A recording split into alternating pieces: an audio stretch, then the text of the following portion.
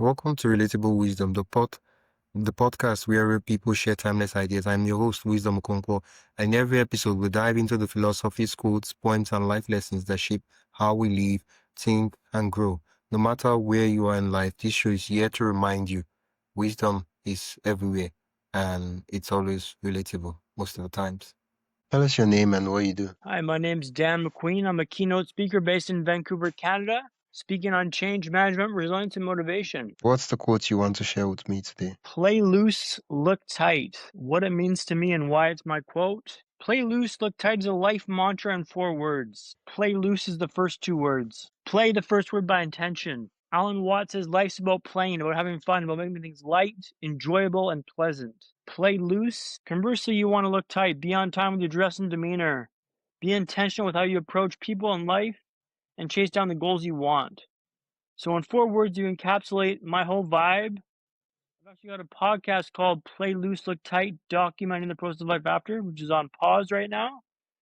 But it's a bit of an out there expression and one that I created with my friend Joel Gilbertson. So he takes some credit for that as well. Yeah. What are would you be kind enough to share some of instances or stories or happenings in your life that eventually led you to say, okay, this is my mantra and this is my motto for my life? Yeah, for sure. So I suffered a brain injury in London in 2014, having headaches that got pretty worse over a few weeks, taking painkillers like candy for them as my head was pounding. I was on the tube one day. The tube's how you zigzag around London, lumbering towards Notting Hill Gate tube station on the District line. Headaches got so bad, I turned starry and I saw spots. Then it slowly started to fade to black. It was a race to see who could arrive at the station first, me or the blindness. Arrived at Notting Hill Gate tube station, stepped on the platform, mind the gap, and the lights went out. I couldn't see a thing. So, wisdom, I want to ask you, able-studied guy your whole life, all of a sudden you're thrust into the depths of blindness. What do you think? What do you feel? What do you do?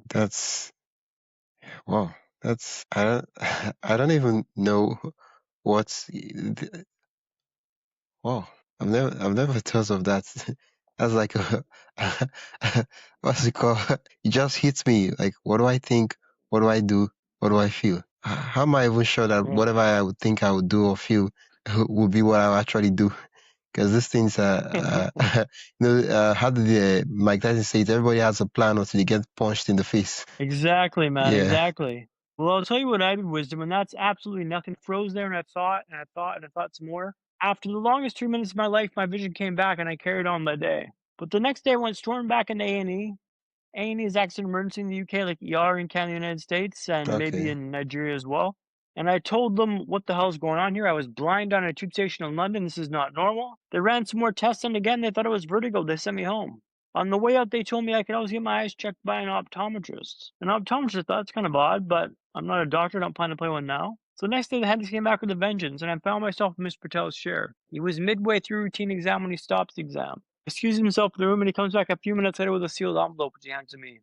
He tells me to go directly to Moorfields Hospital, which I did. Well, wisdom, tell a lie. I stopped at home first to grab a Jack Reacher book by Lee Child, the phone charger, and a bite to eat. Arrived at Moorfield Hospital, handed me a sealed envelope. They ran the same test there again, then escalated me to Charing Cross Hospital. We're getting somewhere. We're figuring out what's happened with the brain injury, with the headaches, the vision. We're going to figure this out, right? Now, it turns out, wisdom, I had a dangerous buildup of pressure in my brain caused from a non-cancerous cyst in my pineal gland. Turns out I required emergency brain surgery tomorrow.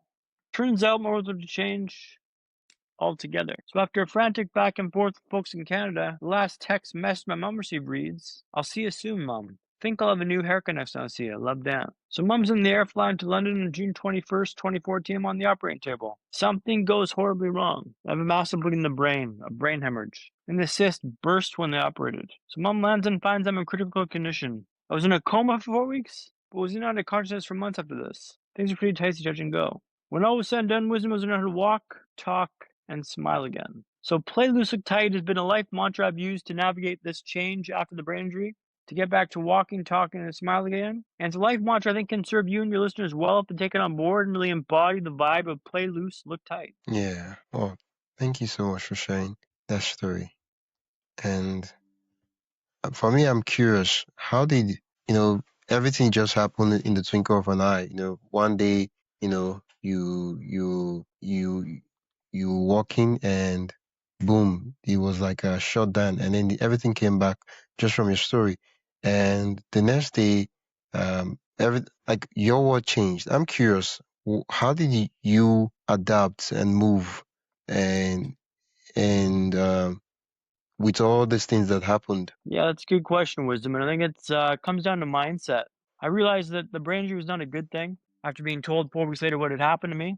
This is not a good situation to be in, but it's what I think about it now, what it matters more than what it is. It's already happened. The brain injury didn't kill me. It came pretty close, but now it's what I think about it that matters more than what it was. It's not what happens to you, but how you think about it that matters. So I changed my mindset. This was not an overnight thing, right? Wisdom. This took months to get my mindset right on this and to get my focus right on this and adapt to the change that happened to me. But I slowly got to work, chop wood, carry water. Got in the wheelchair in 45 minutes, not 40, or not 50, then 40, 40, not 45, then 35, not 40. Small incremental improvements ratcheted up over time lead to big meaningful change. Aim small, miss small. Pick a target, work towards that, hit the target, improve the target. Ratcheting myself up day after day, week after week, month after month, year after year. And that's how I got back on my feet. It was small incremental steps and better than yesterday kind of vibes. Improving that 1% better every day is 365 over the course of the year.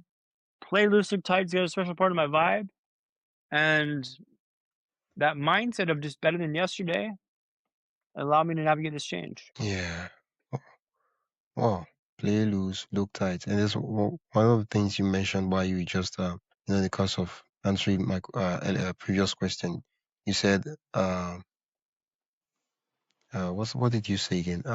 Aim small, miss Miss small. small. Yeah, that is Yeah, what do I mean by that is yeah, it's just like aim for a target that you can hit it, and then expand the target.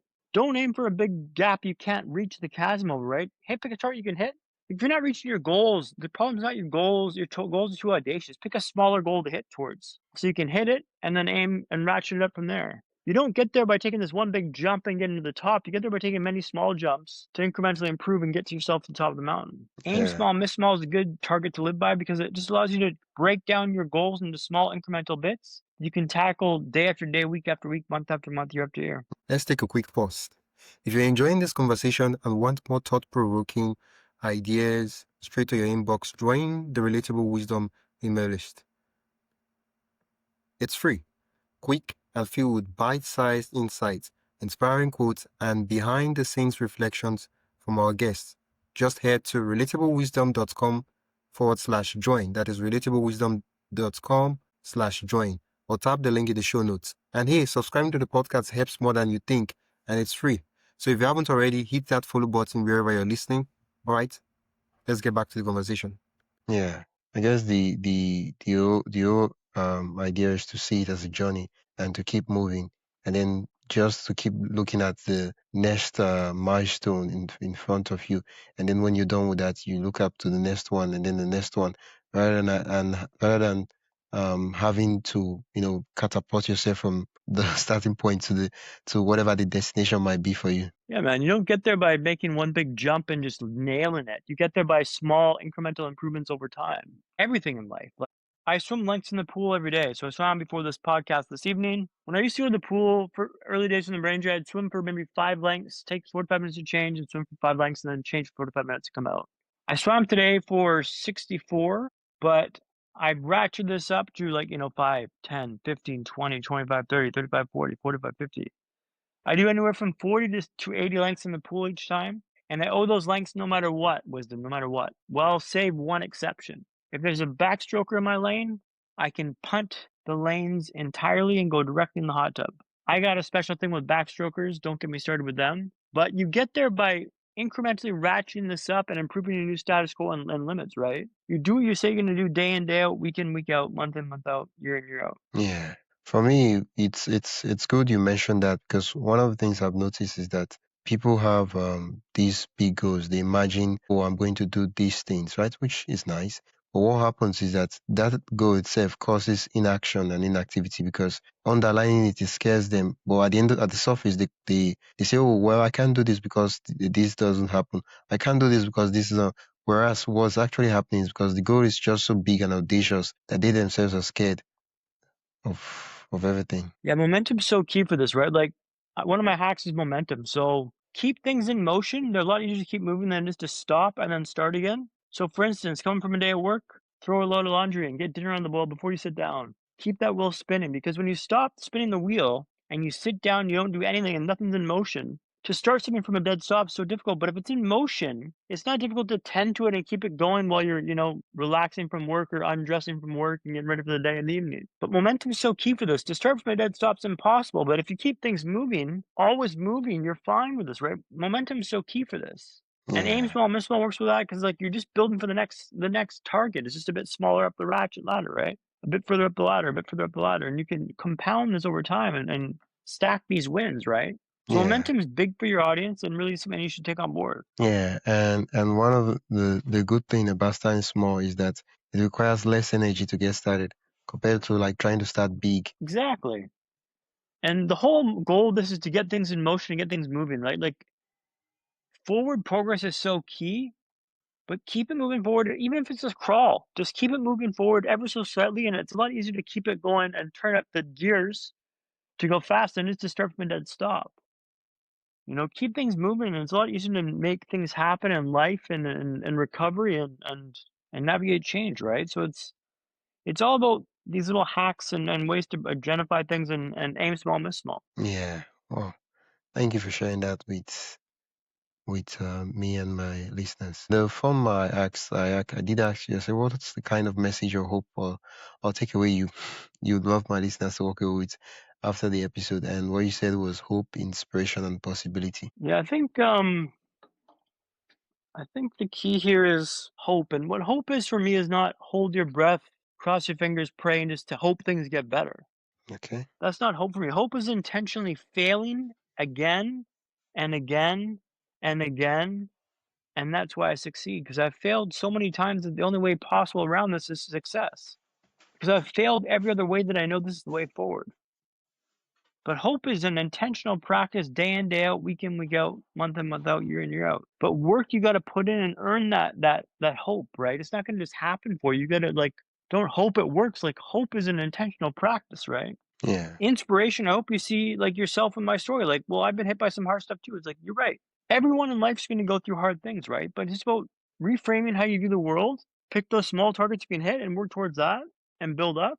And the last one I forgot there, wisdom. It was hope, Mm. wisdom, and inspiration. What was Inspiration the third and one? possibility. Possibility.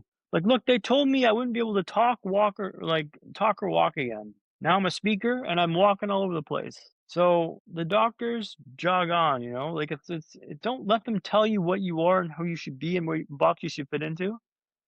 Grab the reins and dictate how you want it to play out, man. Every day you got to get up and prove to yourself that you're worthy of this life. But you get there by putting work in and making this a possibility. You don't get there by just hoping that happens. You got to put the work in and show results. Show me your receipts, and I'll show you where you're going to end up, right? Yeah. I love the fact that you say, "Show me receipts," right? Because a lot of people they say, "Oh, Yeah. I'm hoping for this.